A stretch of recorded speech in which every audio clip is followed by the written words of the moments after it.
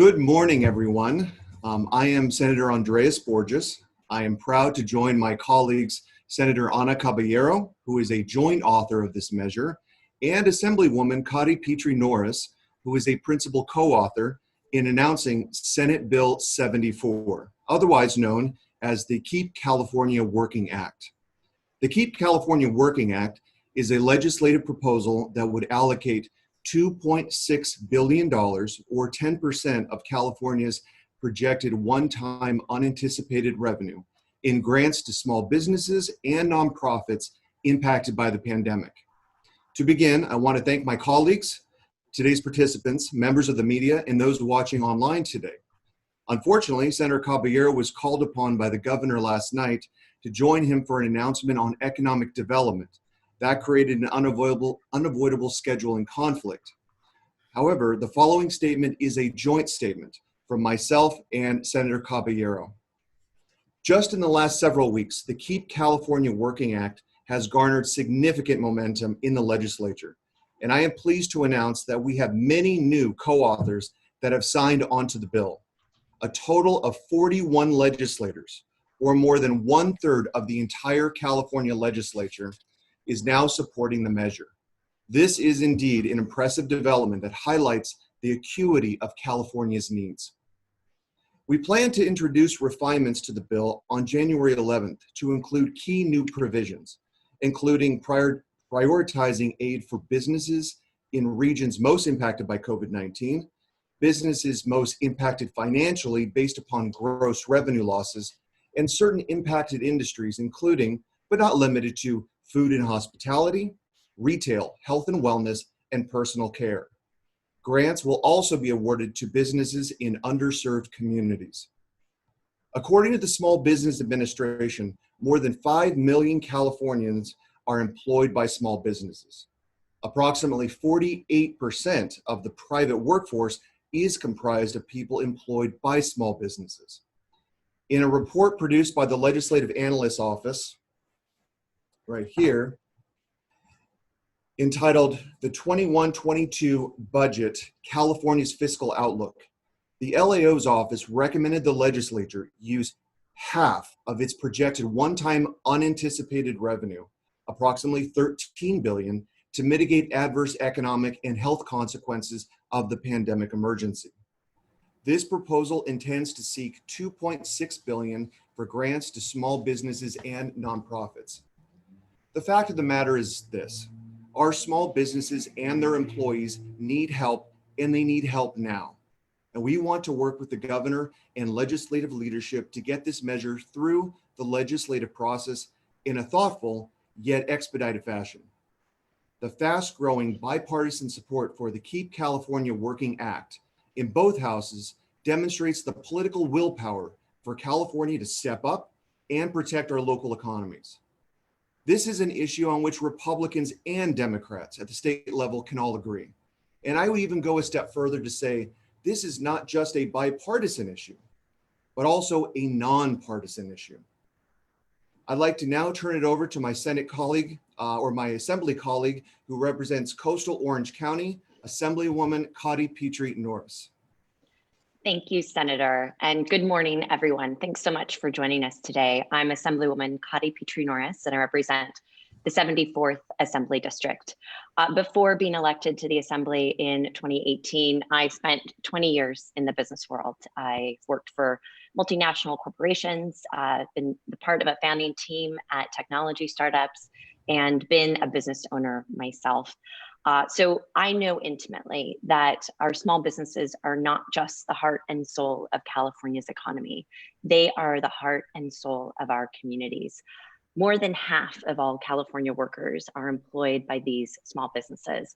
As we all know, the COVID-19 pandemic has been absolutely devastating for small businesses, nonprofits, and workers all across our state. Thousands of our local small businesses have already closed their doors forever, and hundreds of thousands more are teetering on the brink right now. The simple and scary truth is that our small businesses are dying, and we simply can't let that happen, because When a small business dies, it's not just one person's dream that dies. It's not just one person's livelihood that hangs in the balance.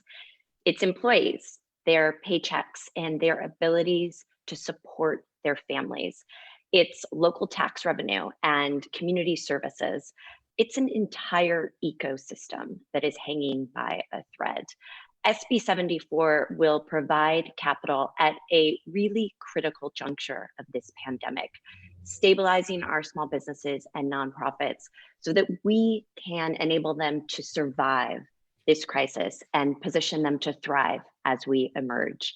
SB 74 will keep California working, will help us build back our communities, and will enable us to set California on a path to recovery. I want to thank my colleague, Senator Borges and Senator Caballero, and also thank the more than 40, I think you said it's 41 co-authors of this measure, which, as Senator Borges says, is a testament to our recognition of the importance and the urgency for us to get this done for California small businesses, California workers, and for our entire state. So thank you all for joining us today. Thank you, Assemblywoman. I'd like now to introduce Jan Masaoka, CEO of the California Association of Nonprofits, for her remarks on this important piece of legislation. Thank you very much, Senator. And I just want to give a salute to Senators Borges and Caballero and Assemblymember Petrie-Norris for taking this very strong lead to address the urgent recovery issue of both nonprofits and small business. You know, everybody sees every day how nonprofits are stepping up, as we always do in a crisis. Our food banks, our health clinics, our child care centers, as well as our congregations, our music programs, and our animal welfare shelters. So keeping California working means keeping nonprofits working too. In fact, 1 in every 14 California jobs is at a nonprofit organization. So we at Cal Nonprofits are an alliance of more than 10,000 nonprofits, and we continue to urge comparable relief for nonprofits as for small business, and this bill reflects that concern.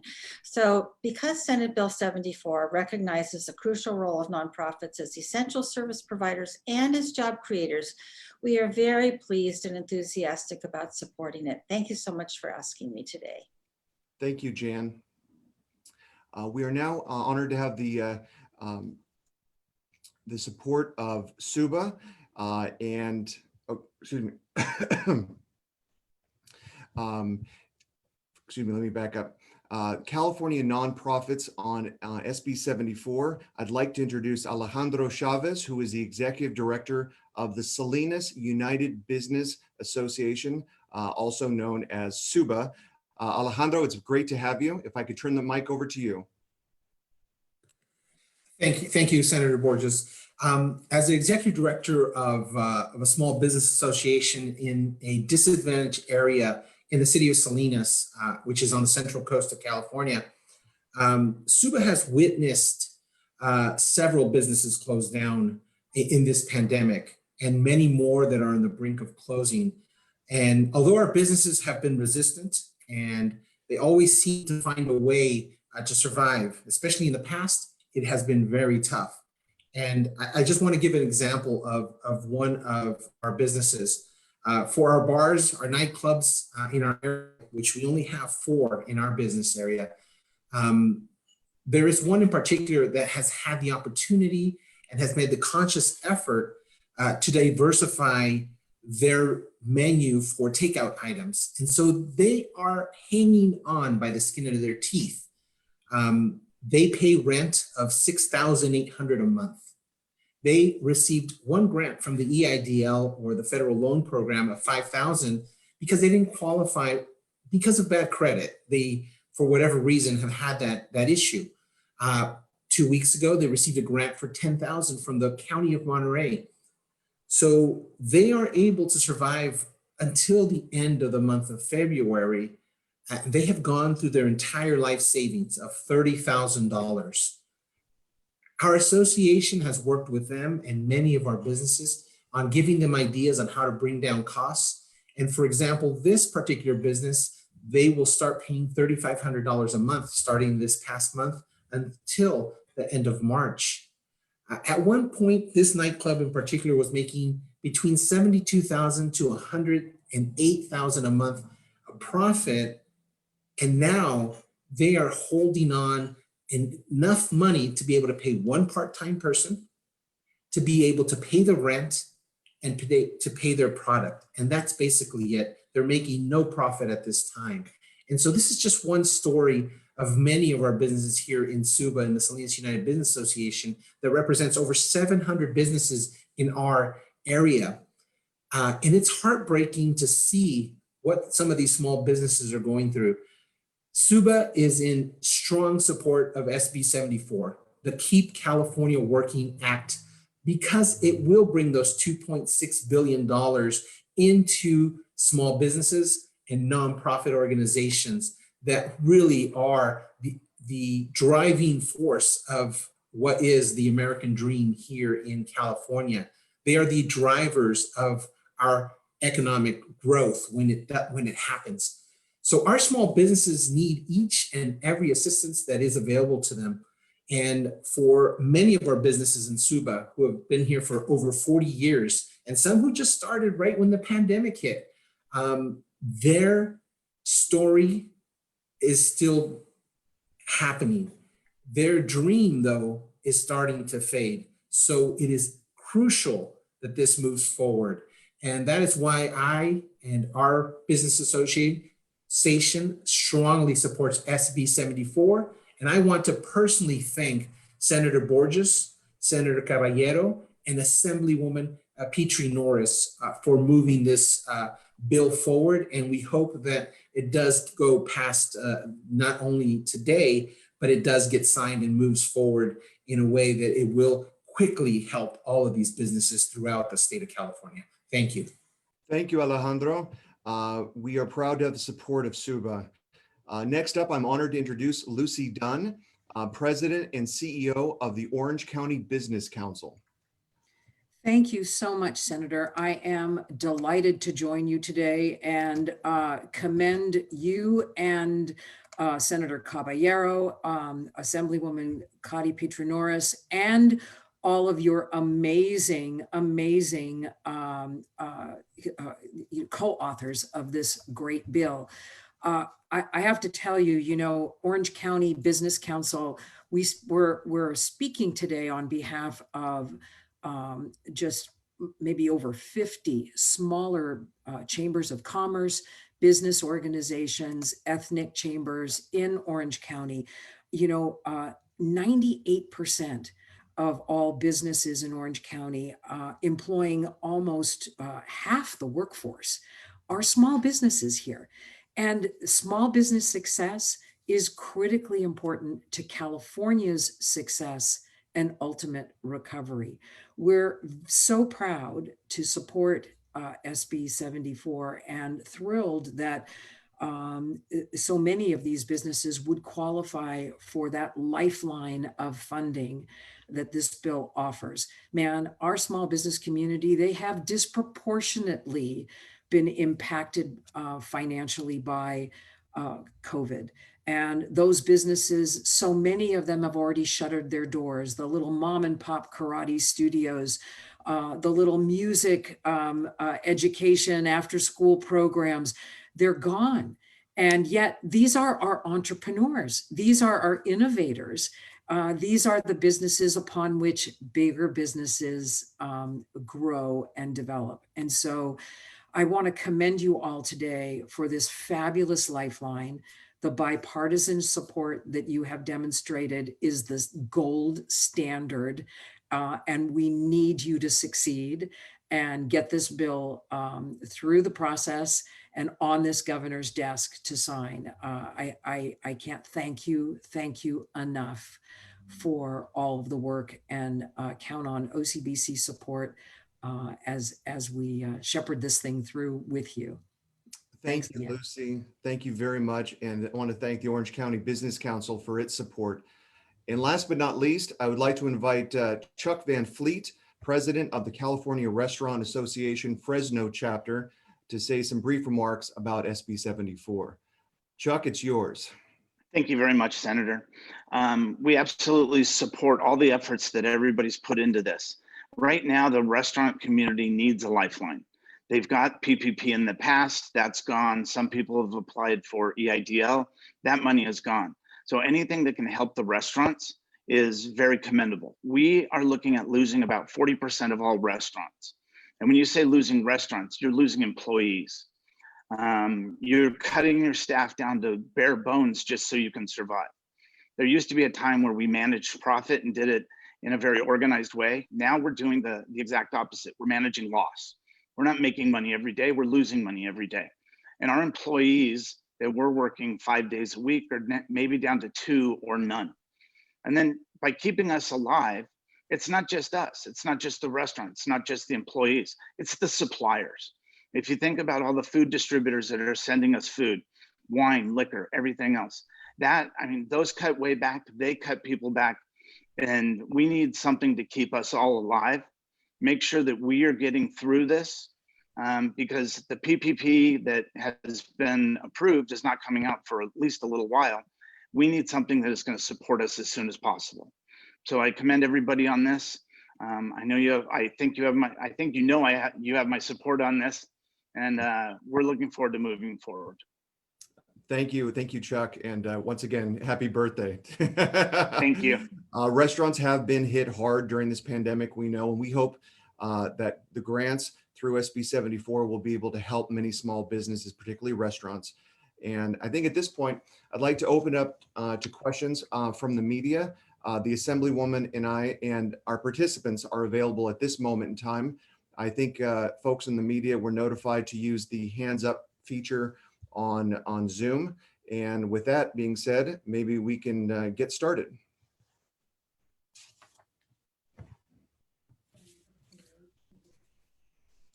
Okay, if you're a member of the media, please raise your hand if you have a question and we will call on you and unmute you. It looks like we have 2 hands raised right now. We'll go with Tony Cabrera. You're unmuted. Hi, can you hear me? Yes. Okay, good. I'm with ABC 7 in Southern California, and I'm kind of like hoping somebody can provide some perspective. Like, what would this look like for a small business? What would this do? How much money would a small business get? And how would that transform this one specific business? Like, just to kind of give us a better idea of how this would help and be spread out to all the businesses that need all of this help. That's a great question. And Assemblywoman, maybe I'll start off with this, and if you want to chime in as well. Great question. So the governor had put forward a little while back a $500 million program, and that $500 million was designed to help small businesses.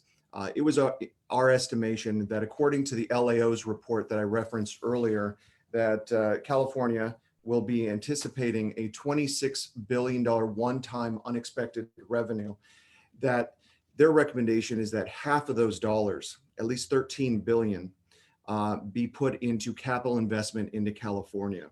Now, we know that the governor has taken a step in the right direction with the program that he initiated, and may very well initiate further with the elements of his proposed budget. SB 74 is a very bold but very realistic bill based on the needs of our state. And so, for example, the schematic of SB 74 right now will be divided up into 6 different tiers in its initial proposal, that anywhere from $10,000 capital investment all the way up to $75,000 capital investment in grants, not loans, but grants. And we believe that during the pandemic, so many businesses have suffered. Many have gone under, not to be brought back onto market. But we also know that with the more recent lockdowns and the vaccine distribution process, that those that did survive have done so by a thread, and they need support immediately. And so this program is designed to be far more robust, far more comprehensive, but also very equitable. We want to make certain that we are looking at small businesses, and the definition of that at this point in time will be 100 employees or less. We know that a majority of the small businesses in California are less than 50 employees. So there's a sweet spot that we believe that this will not go to entities that may not need it, but specifically small businesses and nonprofits and their employees. So we know that on January 11th, we're going to continue to refine this proposal, and during the legislative process, as we continue to meet with stakeholders, speak with the governor's office, as well as legislative leadership in both houses, that this will continue to be refined in a way that is compatible with what the governor is already doing, so that we are not necessarily reinventing the wheel, but learning from what has already been undertaken, what works and what needs to be improved upon, so that we can roll this out effectively and we can roll it out expeditiously. Tony, hopefully that was helpful. If we have any real specific questions, I can certainly get back to you in ABC 7 after the conference. Next up, we have Hannah Wiley from SACB. You were unmuted. Thanks. Hi, Senator. I think you probably just hinted or answered my question, which was what are your thoughts on Newsom's proposal yesterday to allocate $4 billion in help for small businesses, or some of that $4 billion for small businesses? So you might have just touched on that, but do you see your legislation as competing against this idea? Again, you might have already just answered that, but if you have any other thoughts, that'd be great. Connie, would you like to field this?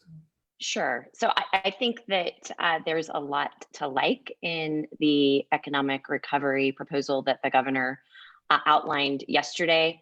I know that I think Senator Borges as well, I have been pushing for more small business support and more small business relief really since the onset of the pandemic. So I am incredibly gratified to see that this is a shared priority. And now we've got to bring all the stakeholders around the table so that we can get this done and ensure that we are able to provide as many dollars as possible for California's small business owners, nonprofits, and workers all across the state. Thank you, Hannah. Any follow-up to that, Hannah?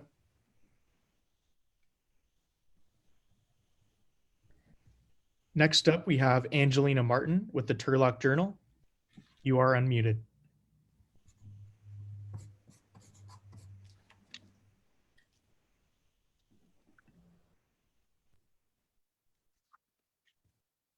Is Angelina there? Can you hear me? Oh. Can you hear me? Yes. Okay, sorry, I didn't know I had to hit a button too. Absolutely. Yeah, so I got into my question. I'll start it over. This funding is obviously important in helping businesses they're struggling to stay afloat right now amid these restrictions, and they're saying, they're not getting enough help to shut down. And we see here in Turlock and Modesto and really Stanislaus County as a whole, businesses refusing to adhere to restrictions because of that, and we're seeing our hospitals just fill up to capacity. So with that being said, in addition to helping businesses that are struggling, how crucial do you think this funding is to reducing the spread of COVID in our area and getting back to normal and giving these businesses what they need so that they can do the right thing and help get through this? Great question, Angelina.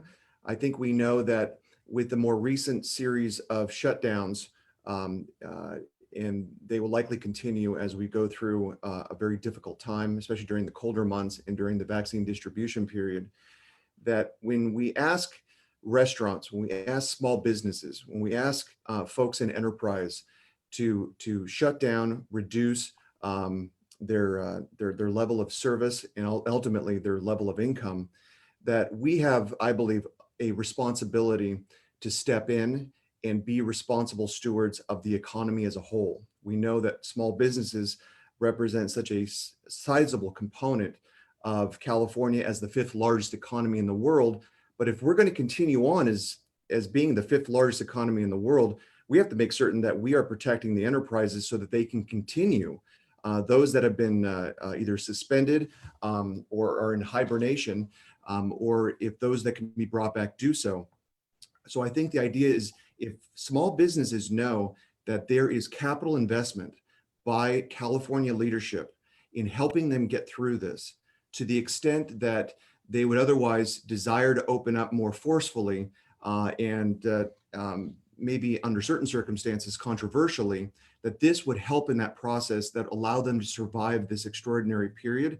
And by virtue of that, also perhaps even lower the exposure rates that might be exacerbated as businesses are forced under certain circumstances to want to open when health dictates are certainly going in the direction of refining where exposure is permissible.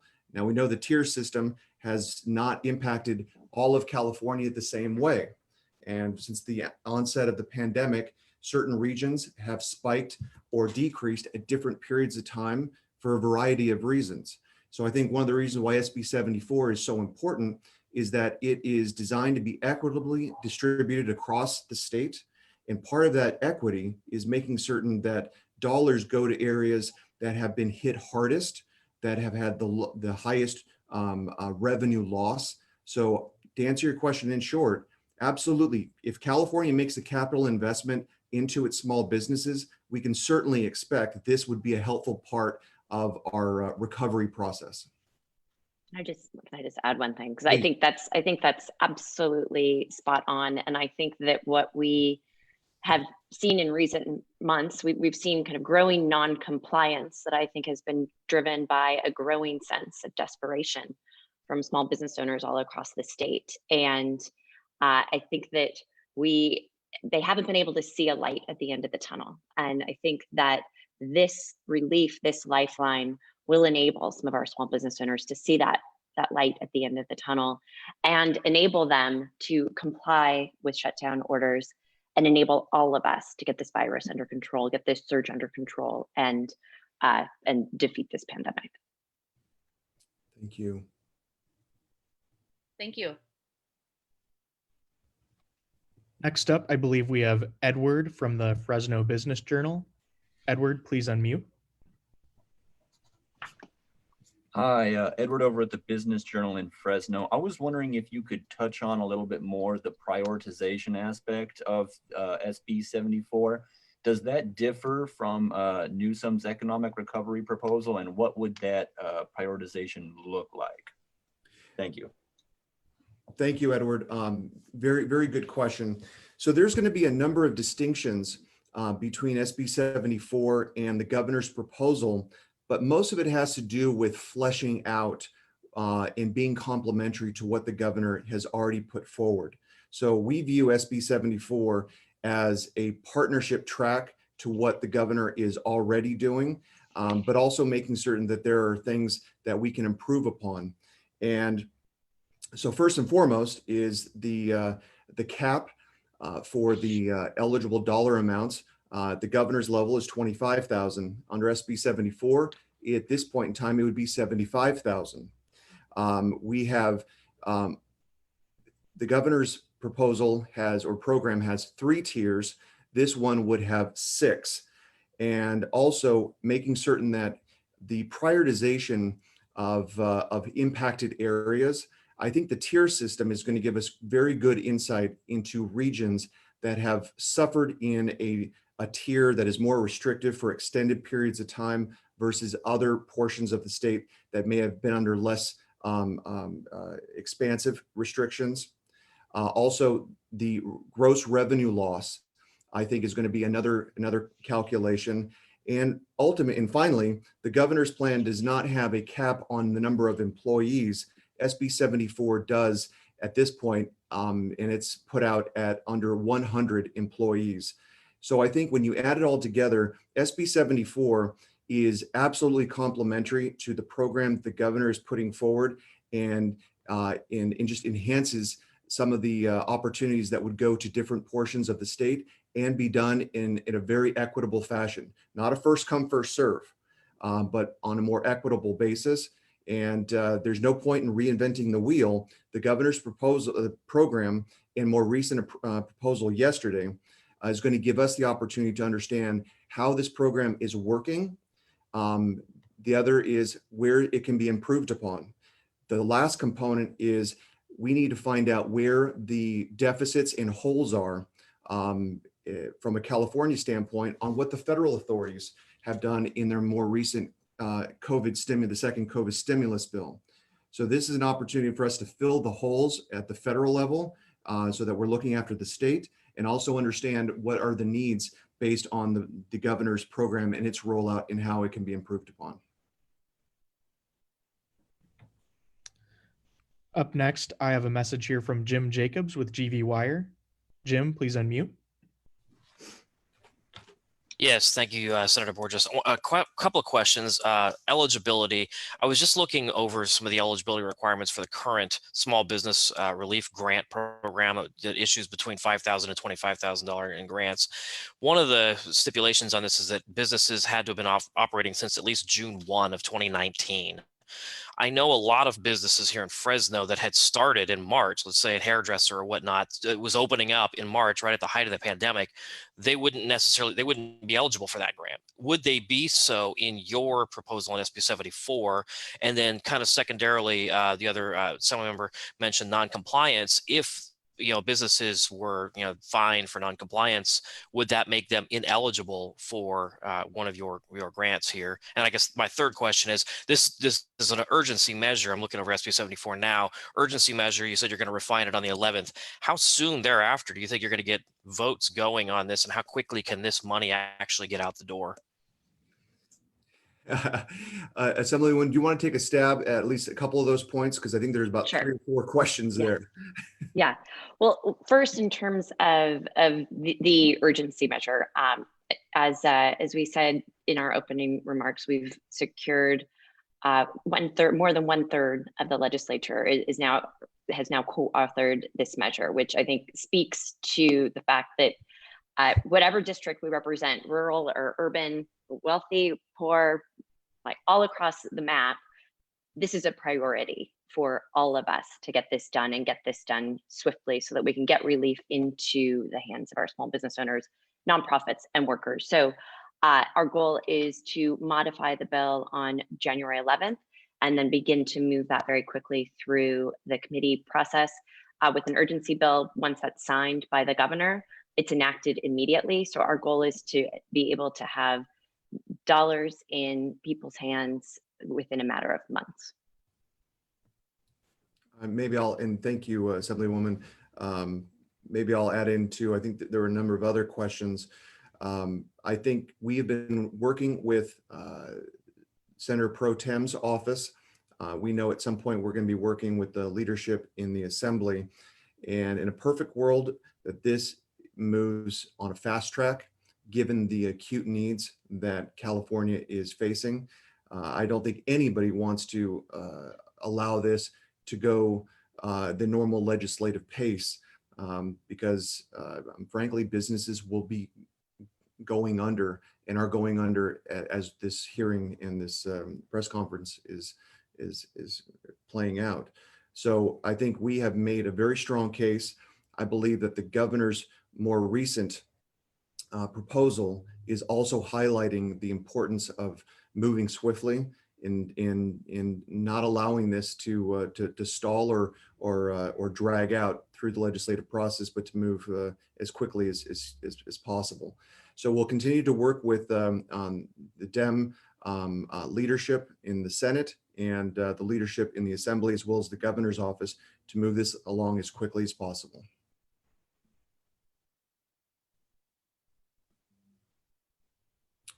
All right, so I know we're going to be drawing our questions to a close at this point. We're at almost 10:40. Blake, do we have any more that we that have queued up right now? I know that would be respectful of people's time. Not at this time, but if reporters wish to ask questions, please feel free to follow up afterwards, and we would be happy to connect with you. Absolutely, and thank you for bringing that up. If folks do have specific questions, we do want to be able to be responsive, and if they're more detailed and require a little bit more examination, please give us that opportunity. We know that through this legislative process that this bill is going to have features that get modified depending on the landscape in Sacramento and the priorities that we understand based on the federal stimulus as well as the state stimulus in where this fits into the process. So with that, the pandemic has hit, as we know, small business and nonprofits and their employees incredibly hard. Many have had to close their doors while others are struggling to barely survive. So Senate Bill 74 is a reasonable and practical solution to give assistance to businesses and organizations in need. And with that, I'd like to turn over to my colleague, Assemblywoman Petrie-Norris, for her closing remarks. Well, thank you.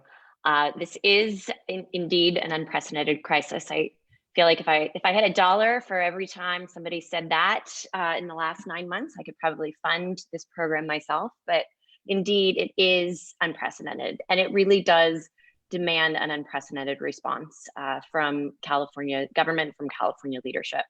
And I just want to be really clear that SB 74 is not some big corporate giveaway. It's not a handout for executive bigwigs. It really is a lifeline for our small businesses and nonprofits, so many of which are women and minority led.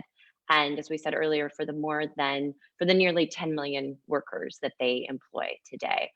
Many of them have been left behind by traditional funding sources and some of the relief programs throughout this pandemic. And we really just cannot tell them to keep being patient. We can't keep telling them to wait. They need our help desperately, and they need our help right now, which is why it is so important for us to act now, to act boldly, and to act with urgency. And that is why we are marshaling all of our forces to move this through the legislative process as swiftly as possible and deliver much needed relief to California workers and small business owners. So thank you to everyone who joined us on the call today. Thank you especially to our economic development partners all across the state. You are so important right now and will be so critical to the success of this program and ensuring that we are crafting a program and rolling out a program that are actually meeting the needs of the Californians who need it most. So thank you for everything that you're doing and for your ongoing partnership. And thank you, of course, to Senators Borges and Caballero and to all of our co-authors. Look forward to continuing to work with you on this and continuing to move this really important issue forward as we look to beginning our legislative session next week. Thank you, folks.